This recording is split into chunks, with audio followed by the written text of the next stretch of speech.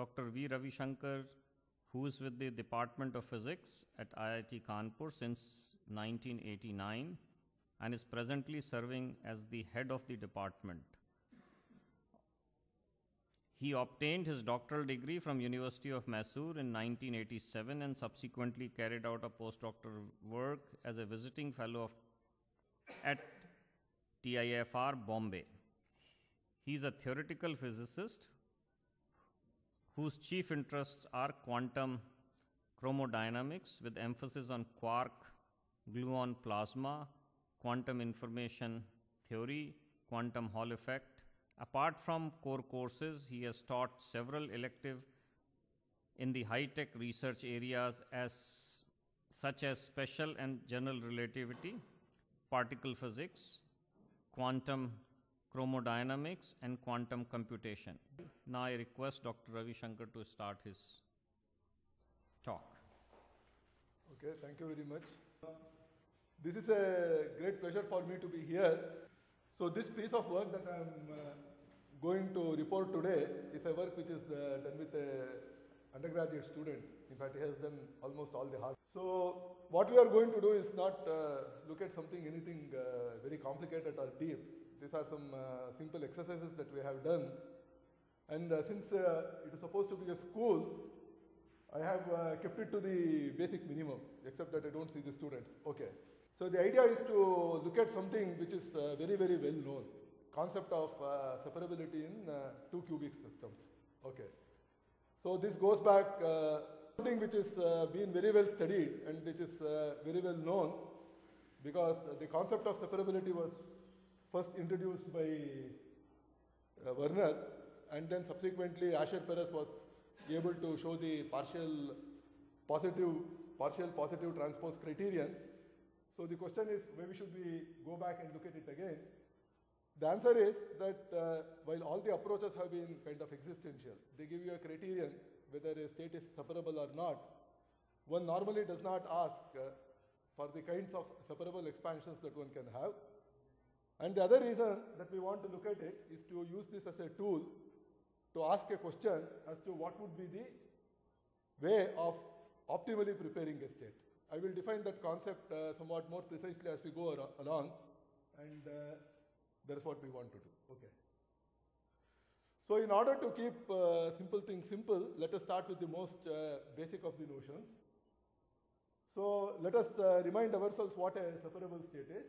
So remember, if you have a bipartite system consisting of, let us say, two qubits, that is what we are going to be interested, labeled A and B. So if there is a bipartite system labeled by two subsystems A and B, we say that the state is separable if it can be written as a sum of separable states. That is, each of them should be a direct product of a density operator in the Hilbert space corresponding to the subsystem A, and the Hilbert space corresponding to the subsystem B, and then you add them up. The motivation for this is to imagine that any classical distribution function can be built in this particular way. You have a whole bag of states corresponding to a system A. You have a whole bag of states corresponding to system B. You pick them up, put them together, form a composite state, a bipartite state, attach a weight mu1. Or if you were to look at it as a procedure, if there are a large number of them, take n1 of them, which are in this particular state, take n2 of them, which are in row 2a cross row 2b, and build them. So once we do that, if it is separable, we say that any correlation that we see is intrinsically classical. Because you see, because each of these terms on the right-hand side, they do not contain any intrinsic correlation. And one of the important results in classical statistical mechanics is that all classical correlations can be understood in terms of this language. So that is the thing. So for the sake of completeness, we have these weights mu1, mu2, mu3, etc. Obviously, they will be greater than or equal to 0, and their sum will be equal to 1. The fundamental insight when we look at quantum states vis-a-vis classical states is that there are quantum mechanical states which cannot be written in this particular form. Okay? Whereas every classical state can be written in this particular form. And these are the states which we call as entangled. Strictly speaking, the concept of entanglement is unambiguously understood only when the state is pure. When we go to mixed state, which we are looking at, there are many, many criteria for entanglement. For example, separability is one criterion, concurrence is another criterion, and they do not necessarily agree with each other.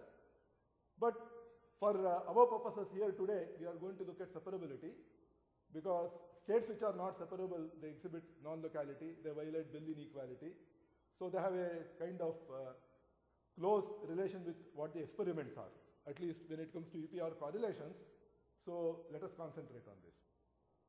So just to give an idea of what kind of states we are interested in, we have the most entangled states. An example is the singlet state 0, 1, minus 1, 0, okay, which does not admit any expansion of this particular kind.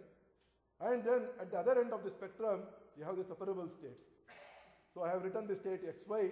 My x belongs to the Hilbert space corresponding to the qubit A, y belongs to the Hilbert space corresponding to the qubit B, and I have taken a direct product. These separable states are, of course, prolific in the sense that they can be pure, they can be mixed.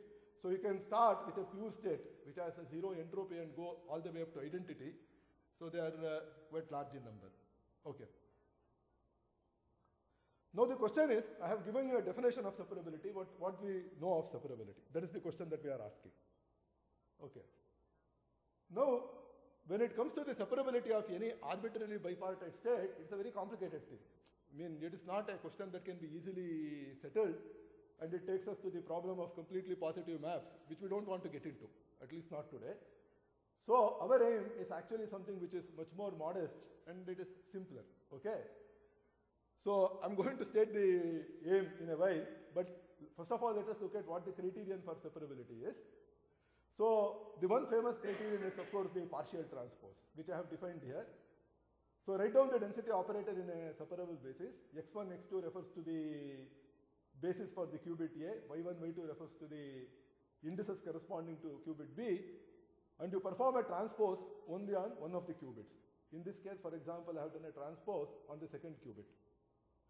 Now, the very interesting observation that Perez made was that if a state is separable, then if I do a partial transpose of this particular kind, then the partially transposed state is also a valid state. That is to say, it satisfies all the properties of a density operator. It represents the valid state of a physical system.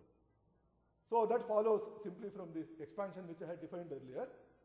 So one thing that we immediately see from this equation is that positive partial transpose is a necessary condition for separability. Of course, to prove sufficiency is a much harder problem, and that was shown again for two qubit systems by Perez himself, or Horodeshky, I don't remember. And later it has been extended to a qubit and a qubit system. That is a spin half and a spin one. You have a two-dimensional Hilbert space and a three-dimensional Hilbert space. Okay? So this was, okay, that has been shown by Horodeshky. Okay. So we need a measure to quantify whatever we have said, and the measure is a very simple thing to do, and here is the prescription. You perform a partial transpose, you determine the eigenvalues. If an eigenvalue is negative, then take its magnitude and multiply it by 2, and that gives a measure of entanglement. This, of course, will work only if I have a 2-qubit system or a qubit or a spin-1 system. As I told you, if I go to higher spin systems, then the condition is necessary but not sufficient, so it is not going to give much. Otherwise, n is equal to 0. So all this multiplication by 2, etc. is done in order to fix the range between 0 and 1. Separable states have 0 negativity, and the Bell states have maximum negativity, which is equal to 1. Okay.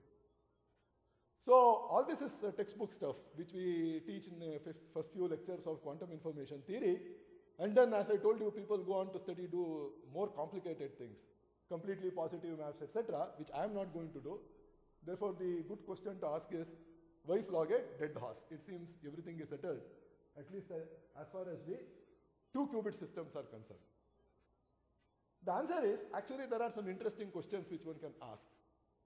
These interesting questions have a straightforward answer when it comes to pure states, but they need not possess a straightforward answer when it comes to mixed states. For example, I could ask, find the set of all transformations that connect states with a given negativity. This is a very large set of transformations, and they are not restricted to be unitary. There is a separable pure state, and identity is a separable mixed state, and obviously there is no unitary transformation that connects them. Therefore, if I look at the space of all possible states, including the pure and the mixed states, one would be interested in knowing the set of all transformations that connect the states with a given negativity. Yet another question that we could ask is, given a separable state, how many kinds of separability expansions are possible? Now, that is a question which is not answered by negativity. It only tells us that it is separable, but it does not tell you how many expansions are there, and one might be interested in knowing that. So let us digress and remember what happens in concurrence. In concurrence also you make all possible expansions of the states, and at the end of the day you show that if a state has a given concurrence, there are actually exactly 4 states of the same pure state concurrence from which you can construct the state. Now, why should I be interested in inequivalent separability expansions? I would be interested in that because I would like to evolve some optimal criteria for preparing a state with a given negativity. And I'm going to spend quite some time on that. The first thing that we learn in density operators is that once you have prepared a state, you do not know how it was prepared, unless it is a pure state. If it is a pure state, of course, it is prepared. But if it is a mixed state, we do not know how it is prepared. The best example is an unpolarized system. It could have been prepared by putting equal admixtures of states in any orthonormal basis. There is no way of preparing. However, from a practical viewpoint, one may try to say that given this particular mixed state, is there the simplest way of preparation? That is a good question to ask. So what I am going to discuss today is to address the latter 2 questions. What are the inequivalent separability expansions? And use that to evolve optimal criteria for preparing a given state. Okay. I will be making a few statements on the set of transformations that connect with a given negativity, but not all. But that comes as we get along, but it is not really our purpose. And as I told you, our results are all completely restricted to 2 qubit states. Okay. So the strategy is, I'm not interested in giving proofs in this particular talk. I will look at a few special cases and sort of indicate how to go to a generalization. And it will be illustrative. The proof will be outlined. We will take some special cases and I will give you some hints. Those of you who are interested, of course, we can always discuss later.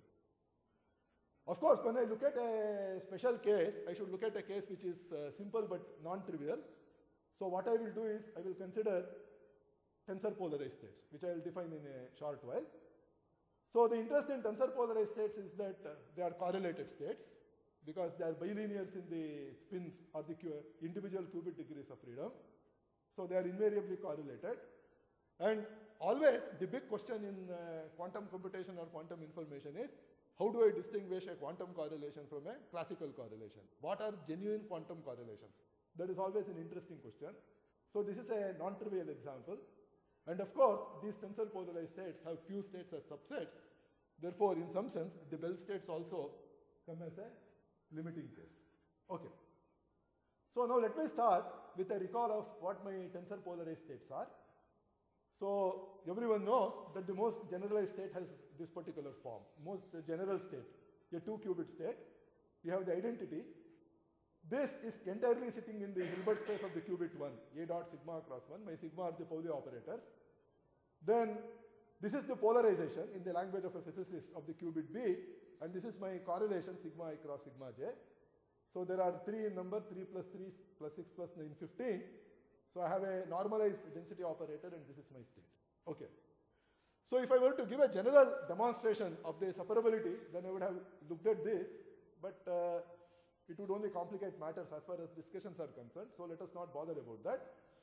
So to start with, what I will do is I will put the vector polarizations. So my notation is A is the vector polarization for the qubit A, B is the vector polarization for the qubit B, Pij is the tensor polarization, which is the correlation between A and B.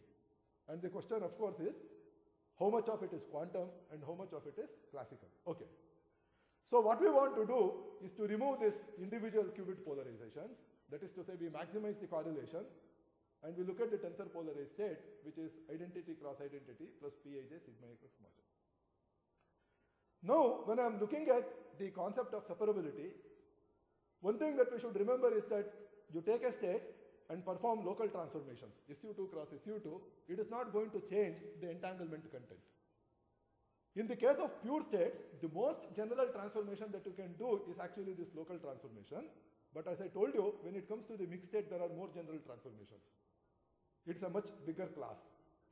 Now, we do not want to be bogged down by these local transformations. It is good to gauge them away, so to say. So what we will do is to choose a canonical basis for this state. That is to say, I will choose a convenient basis. I will, by performing an SU2 cross SU2, and bring the state into a canonical form. For the sake of counting, for example, there are 9 parameters here. My SU2 cross SU2 has 6 parameters. So the naive counting tells me that if I go to the canonical basis, there must be 3 parameters, which is what you see here. Essentially, the claim is that this state, under the local transformation, can be brought to the form identity sigma x cross sigma x, sigma y cross sigma y, sigma z cross sigma z, alpha, beta, and gamma are there. So there are essentially 3 parameters. So once we freeze this, then we get rid of this SU2 cross SU2, and we can look at genuine separability expansions. So this is exactly like the gauge degree of freedom which we employ, for example, in gauge theories, electrodynamics, or Yang-Mills theories, or whatever. Okay. Now, as I told you, our approach is illustrative through very, very simple examples. So I will start with the simplest example. Even among those parameters, I will put 2 of them equal to 0, and I will put only 1 parameter. Therefore, my state is alpha is sigma x cross sigma x. Now it is child's play to verify that it can be written as a sum of 2, what I shall call is a strongly separable state. So it's a very simple expansion, and I have shown it here. So rho A is simply given by half of 1 plus root alpha sigma x. This is half of 1 plus root alpha sigma x. This sigma x is, of course, for the qubit A. The other sigma x is for the qubit B. That is what we have. And I can construct. So it might appear that there is no great insight in doing this. Of course, this expansion is actually not unique because there are many, many ways of distributing alpha. I could have put an alpha by beta, and I could have written a beta here. Okay? So the wisdom is that even in this very simple case, there are many, many separable expansions because I can redistribute this weight alpha among these 2 states in many, many ways. And every time I redistribute, the property of the subsystems is changing. For example, the entropy is changing. That is something that we can keep in mind. So what I can do for alpha and beta equal to 0, gamma equal to 0 can be repeated for the other 2 cases. I have only correlation in the y degree of freedom. I have my correlation only in the gamma degree of freedom. I can repeat that exercise. Okay. So what did I achieve? I constructed 3 distinct states, distinct classes of states, separable states, and I constructed a trivial separable expansion, separability expansion. But actually I have achieved something more if I remember that there is something called the convexity of separable states. Take separable states and add them up, you get a separable state, provided you put physical weights. That is the meaning of convexity, which we write more precisely here. Rho lambda 1 plus 1 minus lambda rho 2 is separable if 0 is less than or equal to lambda less than or equal to 1. So what we can therefore do is, given these states, I can construct the states in the convex hull of these 6 points. So now I have covered a fairly large region in this 3-dimensional space of all the separable states. Okay. So here is a simple example. Suppose I look at the 2-dimensional plane from alpha and beta. So this is my rhombus, okay? And then all the states within this are separable, and if you give me any state within it, by convex superposition, I can reconstruct them. Okay? It is as simple as that. There is no great mathematical thing involved in it. If I were to look at the most general tensor polarized states, I have this octahedron, and then you have the convex hull of 6 points. And it might interest you people to know that if I look at the faces, the states on the surface, they are all corresponding to states where the individual qubit states are all zero entropy states. They are all constructed out of the pure states. Okay. Now, at this point, a good question to ask is, what have I covered? Have I covered all possible separable states in this expansion? Or is it that there are still some of them left out? So let us remember that the partial transpose criterion actually allows me to identify all possible states, and the answer to that is given in the next figure. Okay. So if I look at all possible tensor polarized states, that is this large region which is shown in the yellow, which contains this violet one or within the inside, the purple one which is inside.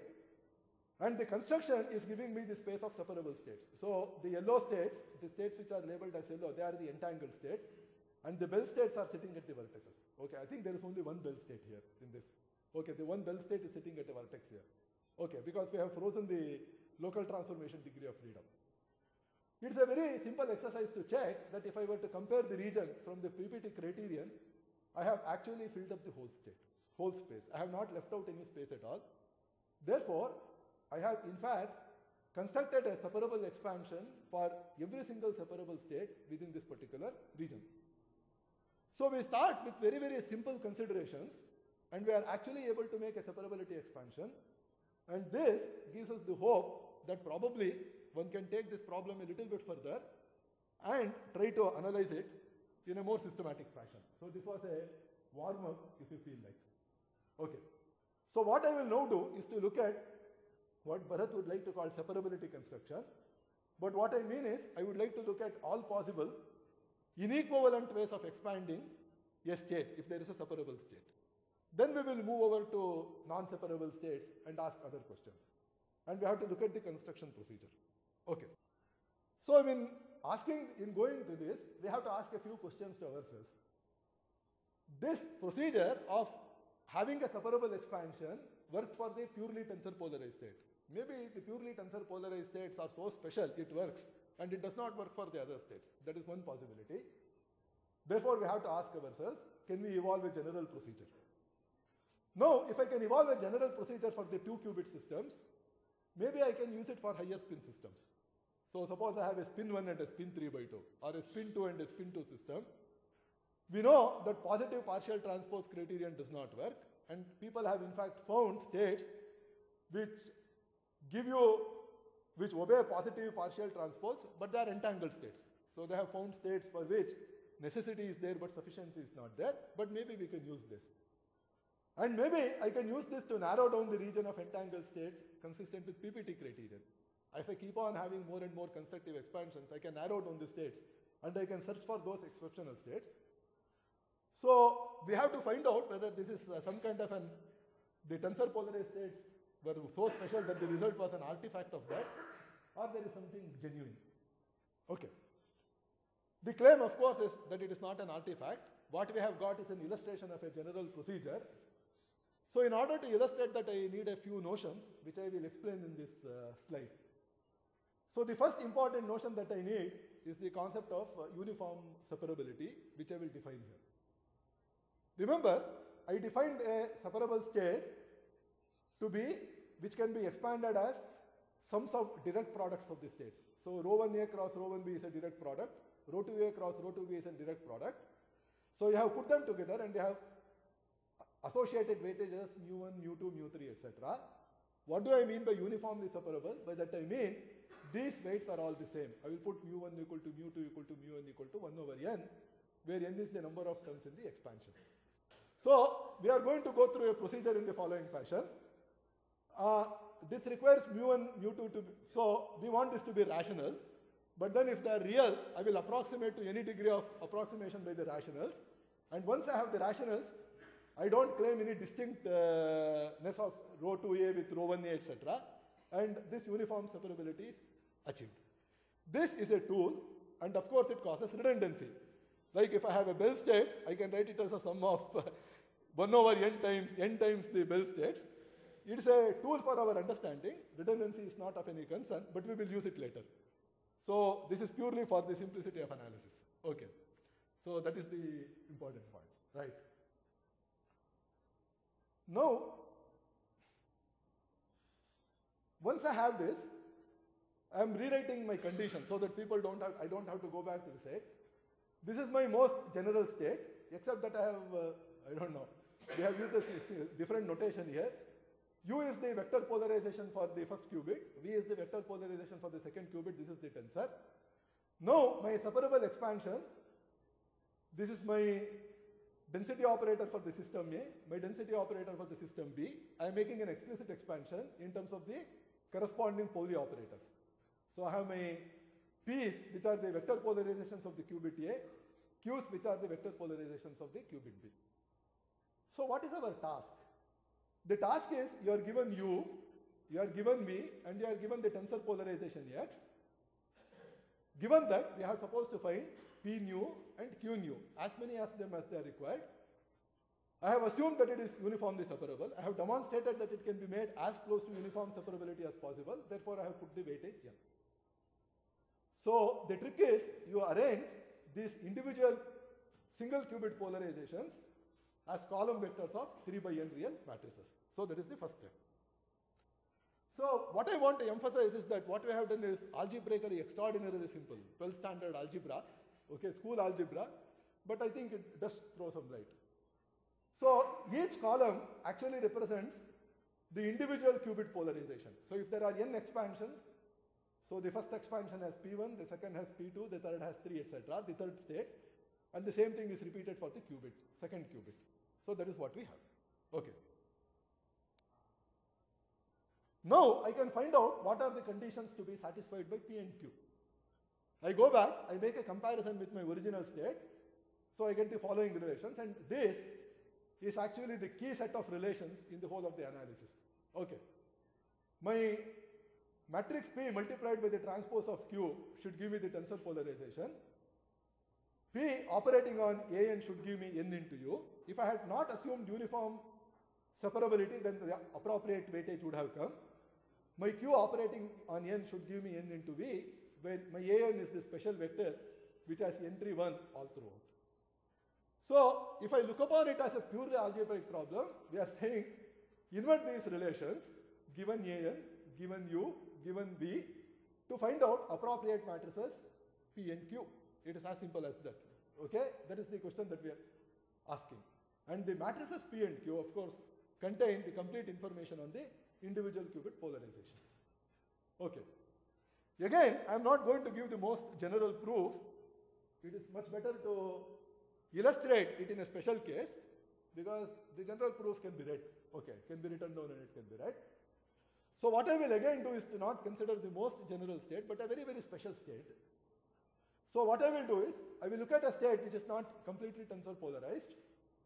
I will look at a state where my qubit 1 has a vector polarization, which is given by U here along the z direction, which can be chosen by a suitable local transformation. And then there are these tensor correlations in the xy plane. I have removed the tensor correlation in the z plane, in which case my condition on P and Q reduced to this relation. My matrix P multiplied by the transpose of Q should satisfy this equation. The right hand side is given and the left hand side is to be found out. My P operating on AN gives me the vector polarization multiplied by n. Since there is no polarization corresponding to qubit B, Q annihilates AN. So these are the things. So now what we have to do is to make some simple use of rank and nullity requirements. It immediately tells me that the number of terms in the expansion, the minimum number is actually equal to 3 in this. That is very clear from this particular matrix. In the more general case, actually it turns out that it should be n equal to 4. We need at least 4 terms, and that is the wisdom in separability. So what we will do is, since we are not interested in completely optimal expansion at this particular point, I will choose n equal to 4, and I will illustrate what happens. Okay. To proceed further, we need 2 more concepts. I have already introduced the notion of uniform separability. One is what we call the left elementary transformation, and the other is what we call the right orthogonal transformations. Okay, so the whole talk is actually an exercise in the first few chapters of any algebra book. Okay. So let us take E and F to be any non-singular 3 by 3 matrices, and suppose we perform a transformation, P prime equal to UP, Q prime equal to FQ. They are multiplying by the left. Is that okay? Then the condition on P and Q change because I am multiplying, n comes out, E into F of t. P prime AN will be given by n into this, Q prime equal to 0. Okay, so what I am trying to do is to look at the uniqueness of P and Q. In order to settle that, I will first look at left elementary transformations. Okay. So if you stare at them, actually you will find that these left elementary transformations have a dual role to play. Suppose I had managed to solve for some particular state and I found the matrices P and Q, which gives me a separable expansion. The minute I perform a transformation, I get a new P prime and a Q prime. And suppose they are not the same, and suppose E does not leave you invariant, what it does is to allow me to construct a family of separable states given one separable state. That is to say, if I know the expansion of a separable state, I can generate a whole family of states for which the expansion is known. This, of course, does not exhaust all possible separable states, so it's only a subset. The other possibility is that this operation A and F leaves the product PQT invariant, it stabilizes PQT, and suppose E also stabilizes U, then it can generate inequivalent separability expansions for a given state. So I make one separable expansion, I will find another equivalent things. Of course, we are not going to claim that this gives me all kinds of expansions on the right-hand side. This is not exhaustive. One point that we have to remember when we are performing this transformation is that if you choose these left elementary operations to be orthogonal, they will reduce to local transformations. We should avoid that they are trivial gauge transformations. And please remember, E and F are much, much more general than orthogonal transformations because we are admitting arbitrary non-singular matrices. So obviously the only invariant is the rank of X. So these are indeed very, very large group of transformations. Okay. So here is a very, very simple example. Look at this. This is a left elementary transformation. Gamma and gamma prime are not equal to 0. And F is given by this. This transformation leaves the state invariant. So this is an example where the state is left invariant. So the state is not left invariant, but PQT is not left invariant. Therefore, it generates inequivalent expansion. Now, after having looked at the elementary transformations, I will introduce another interesting transformation which I call right orthogonal, and these are very good. I will make a transformation, I will multiply P by O, Q also by O. And these O have a further restriction, they should stabilize AN. They should leave AN invariant when they act on it. So that means if I choose AN as one of my basis vectors, then that means these are essentially orthogonal matrices in the n-1 dimensional subspace. That is what we have. Once I do that, we can easily check that they leave PQT invariant, P prime AN equal to PAN, Q prime A equal to QAN. In other words, these orthogonal transformations generate a family of inequivalent expansions for a given separable state. So I can keep on performing these orthogonal transformations. I will combine with the degree of freedom associated with my left elementary transformations. So you produce me one expansion on the right-hand side. I will produce an infinite number of them, which is labeled by the number of degrees of freedom in O. The only special case is that they also return the same state when there are some further stabilizations, but they are a set of very, very small subset. Therefore, I have expansions for a given separable state. So in this algebraic approach, since we have exhausted all possible degrees of freedom which yield me P prime Q prime equal to PQ, which stabilizes AN and which stabilizes under the action of P prime and Q prime, we have in essence generated the most general set of transformations that rather the most all possible expansions of a given separable state. Okay. Now what I will do is to illustrate. I started with this particular state where there is a polarization for the qubit A and there is a tensor polarization. So let me continue to illustrate it for these states. Okay. Yeah. So there are some simple observations. This is by construction. I had written the vector A4 which had entry 1 everywhere. So this can be written as a direct product of two vectors which are 1, 1 and 1 minus 1. You take a transpose and you do that. And please believe me, you don't have to do any complicated algebra. The minute you write down an equation, you will get a solution for P and Q. So this can be written as root alpha A cross B, root beta B cross A. These are two-dimensional matrices. Therefore, eventually you will get a 3 by n matrix here. This is a 1 by 2, this is another 1 by 2, this is another 1 by 2, which gives me 3 by n, whatever, as I keep on writing them. And the same thing is for Q. Now, once I have generated a particular solution, please notice alpha and beta can again be redistributed, which is a left elementary transformation, and this actually has an important role. Okay. Now, however, there is a constraint. Once I do that, I will determine my P and Q, but these P and Q's, vectors, they should represent a valid state. And what is a valid state? We know that the polarization is always bounded by 1. So the modulus of my polarization for qubit should be less than or equal to 1. For polarization for the qubit should be less than or equal to 1, which is an additional constraint. The minute I have this additional constraint, I use the left elementary transformation which I had earlier, and I will maximize the range. So I have shown as an example, there is no point in trying to working it out here. This choice, root alpha and alpha plus beta, etc., gives me the complete choice, and this allows me to write down an expansion for the most general state. I have generated one particular expansion for the most general state. Is that okay? Therefore, once I have this P and Q, then you can perform subsequent elementary operations, subsequent orthogonal transformations.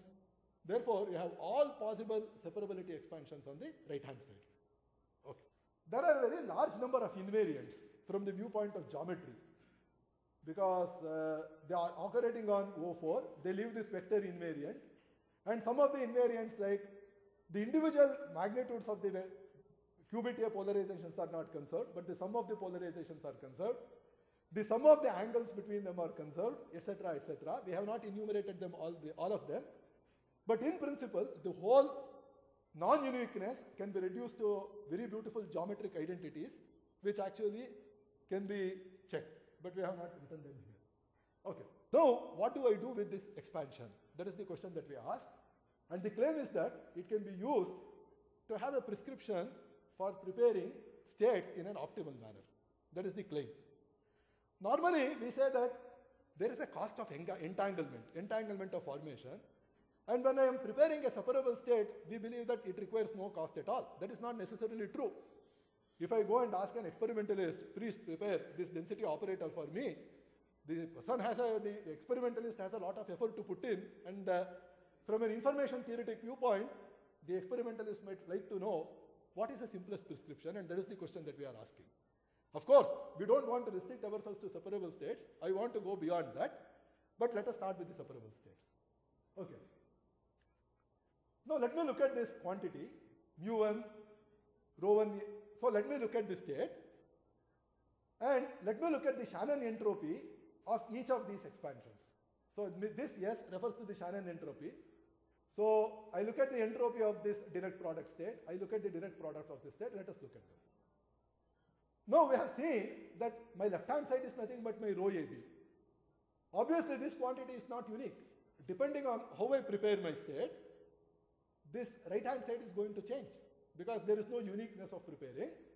But one thing I know is that it is bounded by the entropy of my parent state, whatever is on the left-hand side. Now, the general wisdom is that the simplest state to prepare is that which has maximum entropy. The state which has minimum entropy is a pure state, and pure states are very fragile. It is difficult to maintain them. They start decohering. They start interacting with the environment. And in order to prepare a pure state, let alone maintain in the purity, even preparation is very, very difficult. And to give an example, for example, in the concept of accelerator physics, there is a very famous bound called Zeldovich bound, who showed that you cannot prepare an electron beam with a polarization greater than 94%. Invariably, there is a bound. So we want to maximize entropy. So what I will therefore do is, I will define, again, as I told you, I want to only illustrate. I will look at this class of very, very fascinating states, which are the isotropic states. So I'm having an operator sigma A dot sigma B, and the range of alpha is from -1 to 1/3. Otherwise, it would not represent a valid state. When alpha equal to -1, I have a pure state, which is my Bell state. And when it hits the value -1/3, it becomes a separable state. At 0, it is a completely, this is the identity. And when it hits 1/3, it continues to be separable. There, maybe I should spend a little bit of time. At -1/3, what happens is that the population in the singlet subspace and the triplet subspace is made equal in the language of a physicist. Okay, population. So if I look at the eigenvalues, it will be like half and 1/6, 1/6 and 1/6 in the other triplet state. This of course has the same eigenvalues for all of them, and here the population is entirely distributed in the triplet state. Triplet space. Triplet space is the space of all symmetric states. This is the singlet state, which is the antisymmetric state, which is one-dimensional. And here, the population distribution between the symmetric space and the antisymmetric space is exactly the same. So as we are moving, we see there is some kind of a phase transition that is taking place. The entanglement abruptly falls to 0. That is what we have. So this is a very interesting state. Therefore, I would like to look at them. Okay. So for my isotropic states, my alpha is going all the way from -1 to 1/3. At 1/3, -1 to 1/3, it should be -1/3. -1 to -1/3, it is entangled. So ignore this particular region. We are interested in separable state. Now, what we have done is to look at the supremum, if you feel like, and we make a plot of this supremum. Okay? So this tells me for any given state, the optimal state of preparation is to look at this maximum allowed entropy. The minute I hit 1/3, of course, that entropy will have a state 0. When I come to identity, of course, prepare identity with identity matrices, which has the maximum allowed entropy here. Otherwise, otherwise the maximum entropy for any of these states is given by this SP, and I can assure you that the solution is quite unique in this particular case. So we have got a prescription for preparing them. SP drops to 0 at the boundary of separable and entangled states. There is no question of asking what is the expansion here, because these are partially entangled states, and therefore we have not yet come to that. Okay. Now, after having illustrated that, I want to go and look at a general state. And I would like to introduce what I think is a fairly interesting concept, so please pay a bit of attention. Now I want to look at an arbitrary state. So what do I want to do with an arbitrary state? So this state is not necessarily a separable state. I want to write it as an incoherent superposition of a pure state plus a separable state. If this were not a pure state, but a mixed state, I would make a further decomposition of that mixed state into a pure state plus a separable part. So this separation is canonical, and lambda is the weight associated with the pure state, and 1 minus lambda is the weight associated with the separable part. Now, naturally, when I look at the entanglement of the state rho, the entanglement has to come entirely from the pure component. I am calling the pure component as pi1 because it is the one-dimensional projection, and there is no contribution from the separable part to the entanglement. When I look at the entropy, all the contribution comes from my separable part because my pure state does not have any entropy. In other words, my parent state, the 2-qubit state, has two attributes. It has a certain entanglement, it has a certain entropy. On the right-hand side, the entropy resides entirely within the separable domain. The entanglement lies entirely within the pure state domain. That is what I have. So which is what we are saying. So what I will now do is, since I have associated the weight 1 minus lambda, the supremum of the entropy, we will multiply it by the weight 1 minus lambda, and we will call it as the entropy of preparation. And I would like to maximize this. Okay. Now, we know that this decomposition between the pure entangled part and the mixed separable part is not unique. It is not unique. So for isotropic states, there is only one pure state. That is the Bell state. Now, what I can do is I can choose my lambda anywhere I want for this state, and the contribution coming from the separable state keeps on moving all the way from -1/3 to 1/3. So what we can do is to have an extremization procedure in order to prepare this particular state. And we would like to give an extremization procedure inspired by the concept of free energy. Let me give an analogy. If I take a system at a finite temperature, if I take a system at a 0 temperature, I would say the system would like to sit in the minimum energy state. But if I take a system at a finite temperature, then there are two conflicting, competing things. The energy should be minimized, the entropy should be maximized, and the system makes a compromise, and it minimizes the free energy, E minus Ts. Now, in a similar manner, suppose you give me a state, and I want to make an expansion on the right hand side. Preparing a state with an entanglement, pure state with an entanglement is tough. Therefore, I would like to minimize the entanglement component of the pure state, and I would like to maximize the entropy component of the separable part. In other words, the entanglement of the parent state acts like a temperature. The entanglement of the pure state acts like the energy, the pure component, and the entropy acts like an entropy. Therefore, what we can do is to define something called free entanglement in the spirit of free energy, and we demand that this free energy should actually be minimized. Just as free entanglement should be minimized, and obviously it depends on the choice of the decomposition.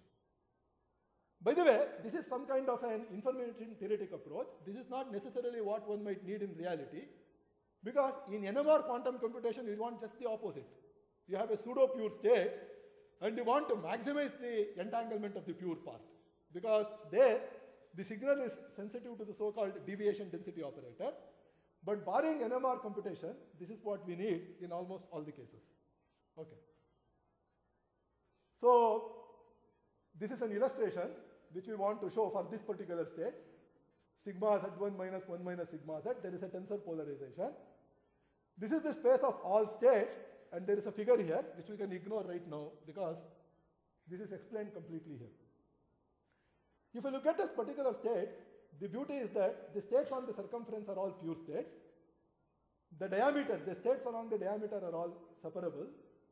B and B prime are separable states. S and S prime are pure separable states. Now what I do is I pick up any arbitrary state, and I'm going to use convexity again, and I'll ask which is the best way of preparing that.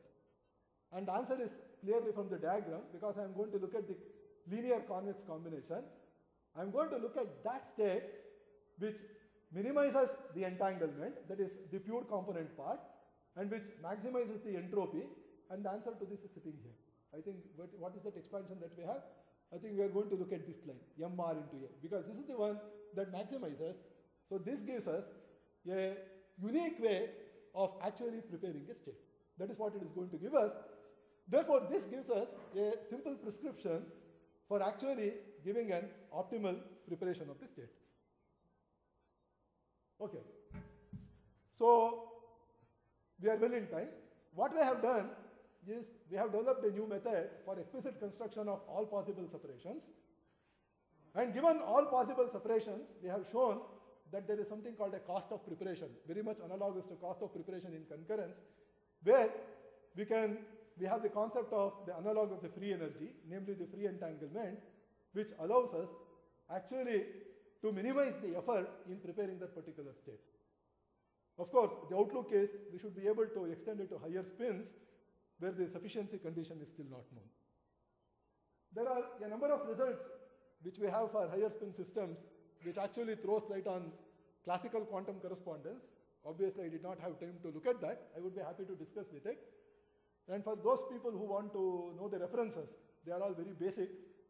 So there is a good book on linear algebra by Hoffman and Kunz or Hurstein. And the separability criterion is by Perez. And of course, the separability and necessity conditions were shown by Hrodeczky family. There is a family of results proved by the family of Hrodeczky. And these are the references. Thank you. Any questions? Can you describe all the probability distributions with respect to which you can get a separable expansion with this probability distribution as weights? Yeah. You have chosen uniform. Yeah. But do you have a description of the probability distributions? Yeah.